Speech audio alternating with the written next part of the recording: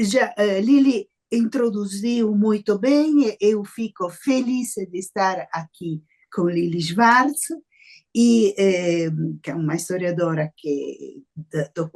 da qual conheço os textos muito interessante, fascinante, e vou começar a minha exposição. Qualquer que fosse o lugar de procedência dos viajantes, aqueles que deixaram relatos escritos tiveram um elemento constante, o registro dos pousos, isto é, o registro dos lugares nos quais chegar, descansar e alimentar os animais, escrever cartas e relatórios. Lugares que ainda na metade do século XIX se repetiam de um relato de viajante para outro, desde o tempo mais remoto da colônia. E já Lili mostrou esta continuidade, pelo menos até a metade do século XIX. Os viajantes, em suma, acostumaram nossos leitores a um mapa consolidado do interior do Brasil, desenhado por uma rede de pontos de referências, que são os pousos, que desde décadas era preciso alcançar para que a viagem chegasse até o fim. Já vimos como distinta era a percepção da numerosa mão de obra, sem a qual a viagem nem podia começar, e que muitas vezes era ignorada. Nesta minha exposição, tratarei de dois viajantes que, diferentemente da quase totalidade, manifestaram atenção aos guias e às turmas dos homens que fizeram com que a viagem se realizasse. Se trata de Jean-Baptiste Debré, que viveu entre 1768 e 1848, francês, integrante da chamada Missão Artística Francesa, a qual, na época de Dom João VI e mais para frente, fundou no Rio de Janeiro a Academia das Belas Artes. E se trata também de Hercule Florence, vivido entre 1804 e 1879, emigrado por sua conta no Rio de Janeiro e logo incorporado na Expedição Laxdorff, um projeto de larga exploração promovido pelo czar Alexandre I e financiado por Nicolau I. Debré e Florence, ainda que de duas gerações distintas, têm alguns aspectos em comum. O período em que no Brasil escreveram o texto pelo qual são conhecidos, o ser francófonos, o não ser propriamente viajantes de profissão, o ter produzido uma obra que até a segunda metade do século XX não só não teve sucesso, mas, principalmente no caso de Debré, foi esquecida no Brasil e na Europa. O Voyage pittoresque et historique au Brésil de Debré, publicado em Paris entre 1834 e 1839, foi, na França, um fracasso editorial. E só após um século foi editado no Brasil. A segunda edição francesa é de 180 anos após a primeira. No caso de Florence, a situação é mais complexa.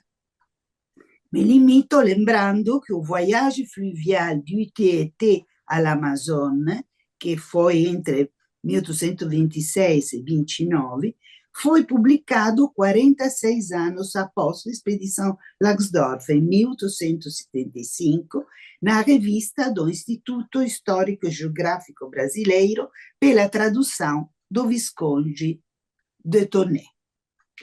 Voltarei sobre a tradução de Tonnet, importante no assunto desta minha fala, porque está claro que estou tratando de dois viajantes, mas de três autores. Aqui, a meu ver, o os colegas literados me dirão, me parece que seja realmente uma transcriação. Na obra de Debré, formada por 151 pranchas xilografadas e coloridas, e por largos comentários que descrevem nos pormenores as próprias pranchas, há pelo menos 5 tábuas que estão relacionadas ao tema das viagens no interior. Estas pranchas, como as demais, mostram que um dos intentos de Jean-Baptiste Debré fosse o de construir um cânone iconográfico do Brasil, intento que se realizou ainda que um século e meio após a publicação de seu Voyage. 3 destas pranchas referem-se claramente aos viajantes europeus e a seus acompanhantes, mostrando distintas tipologias. O intermediário, que leva os viajantes europeus dentro de uma aldeia, o canoeiro indígena e, por fim, os caçadores e os naturalistas, de que acaba de falar Lili Schwartz. Os caçadores capazes de procurar comida aos viajantes, outros especializados em catar e conservar espécies da flora e da fauna para ser vendida aos estrangeiros, até no porto do Rio. Debré, intencionado em representar em todos os seus aspectos a sociedade brasileira, neste caso também evidencia figuras sociais com suas funções específicas. Aqueles acompanhantes não têm nomes, mas nas pranchas como nos textos apresentam todos os traços específicos de suas próprias funções. No comentário da prancha, que representa um acampamento noturno de viajantes, Debré dedica umas frases aos viajantes europeus e lembra, entre outros, os nomes venerados de Auguste Saint-Hilaire, Spix e Martius Langsdorff, que eu conheci no Brasil. Destes, talvez o mais infeliz foi Langsdorff.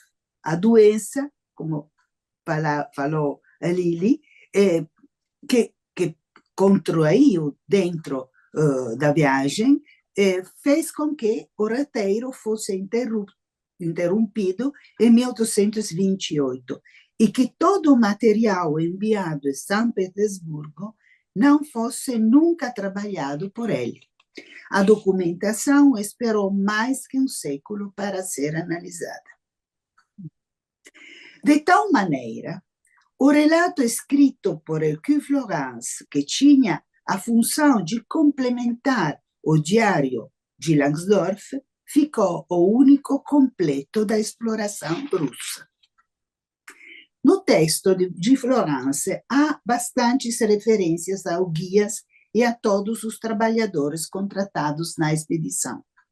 Na minha interpretação, esta atitude tem 2 causas diferentes. Primeira, sendo a exploração Langsdorff financiada pelo czar, tudo tinha que ser contabilizado com rigor, incluindo, obviamente, as retribuições dadas ao guia e aos camaradas. Segunda razão, a postura do próprio Florence, que ao longo de seus escritos, ele escreveu muito, mostra a prática da observação participantes, das pessoas e de suas ações. Observação complementada nos desenhos por uma mirada fotográfica ante litteram, pois Hercule Florence, dentro de pouco tempo, teria experimentado com sucesso a técnica fotográfica antes da guerra e que, sempre Hercule, por primeiro chamou esta técnica assim, fotografia, quando na Europa se chamava heliografia. Graças à escrita de Florence, temos notícias detalhadas não só das tarefas da tripulação, mas também das ações da mesma e o dia a dia dos acompanhantes. Uma dessas passagens se refere ao momento do jantar. Diz Florence: nosso acampamento, perfeitamente iluminado, oferece uma cena variada. Um grupo de remadores sentados no chão, em volta de um pedaço de veado assado, espetado num pão fincado no solo, com suas tigelas de feijão na mão, cada um com uma fatia, corta uma fatia com sua faca e continua. Escolhi esta passagem porque permite mostrar um outro aspecto. Só um estrangeiro teria dedicado tantas palavras a uma refeição no meio do mato, com pormenores que um viajante brasileiro não teria considerado, porque parte da vida cotidiana de cada um. Há circunstância em que, atrás dos silêncios, não há falta de sensibilidade ou de atenção, nem censura, mas simplesmente a ideia que de alguns fatos não tenha que ser registrado na escrita, sobretudo absolutamente costumeiro, porque absolutamente costumeiros e banais. Por isso, os viajantes estrangeiros, quando têm o olhar interessado, são uma fonte preciosa para o conhecimento da cultura material no Brasil. No caso de Hercule Florence, a atenção pelos trabalhadores da expedição se vê no próprio manuscrito do Voyage de Fluvial. Aqui o discurso seria muito amplo e não vou cortar. O manuscrito que eu estou analisando aqui e que foi publicado em cópia anastática, vou mostrar aqui como era, é lindíssimo, com os desenhos dentro, são apontamentos em imagem, e que foi publicado em 2015 pelo Instituto Hercule Florence de São Paulo.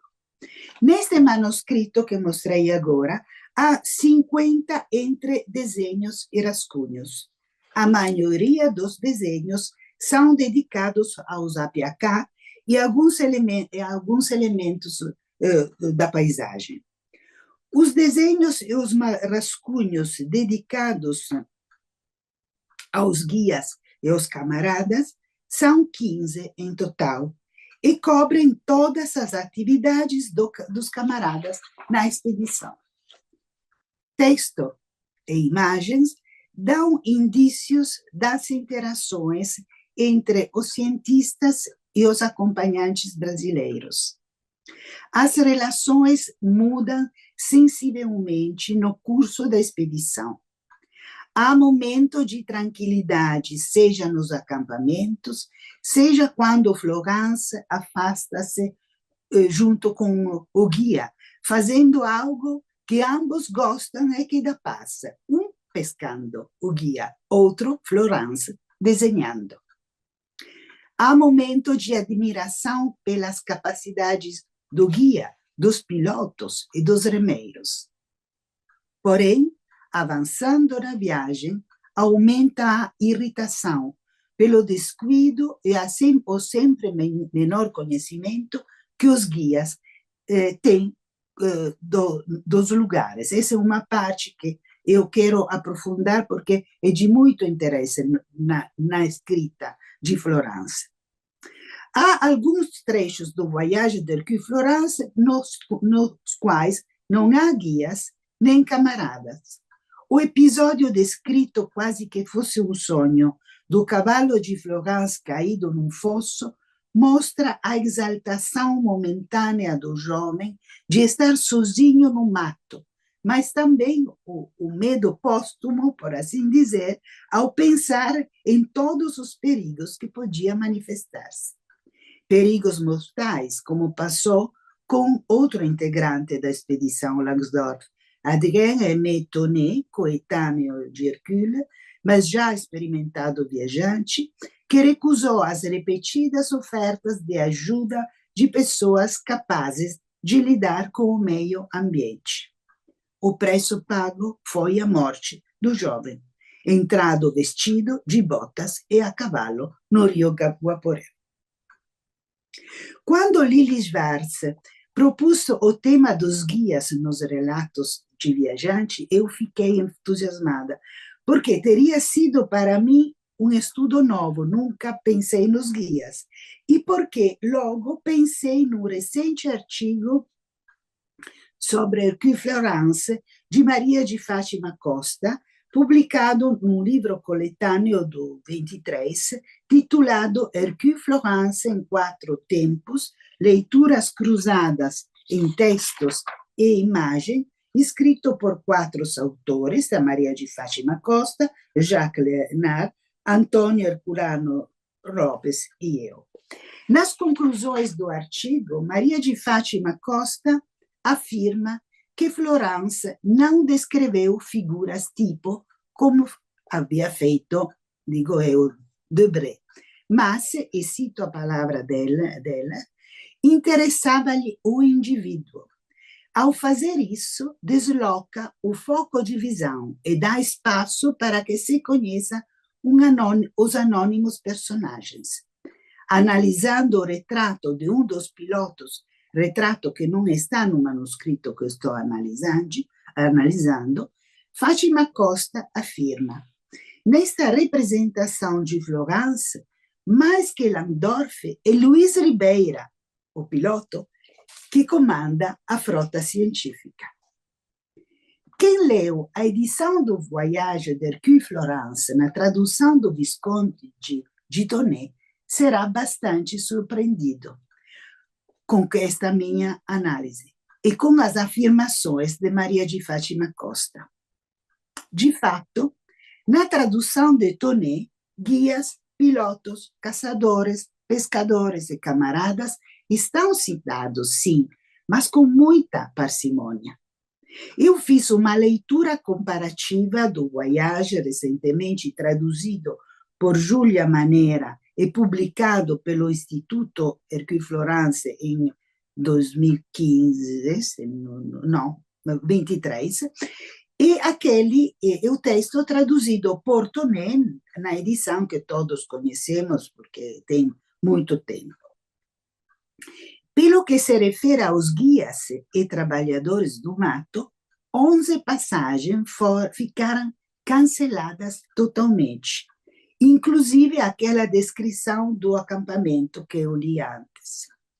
Uma descrição muito poética dos camaradas que, ao anoitecer, preparam um lugar para rezar, foi totalmente cancelada. Em outros trechos, ficou conteúdo, mas de forma reduzida e minimizando a presença dos acompanhantes.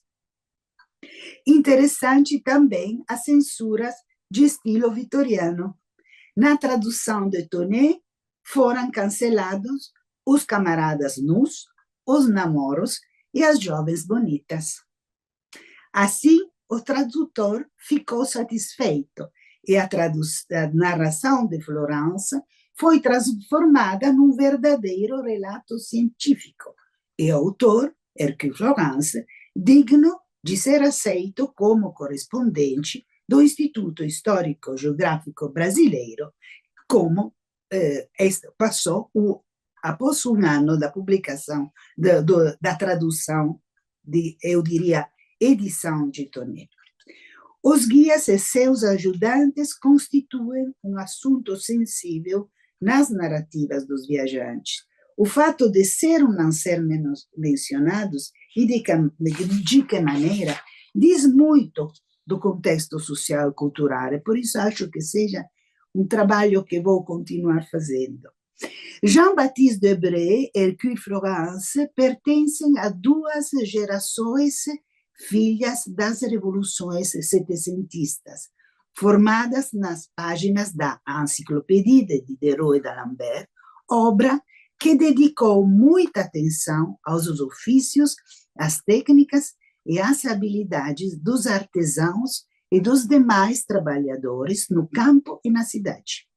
As pessoas que no Brasil, até agora, são definidas gente humilde.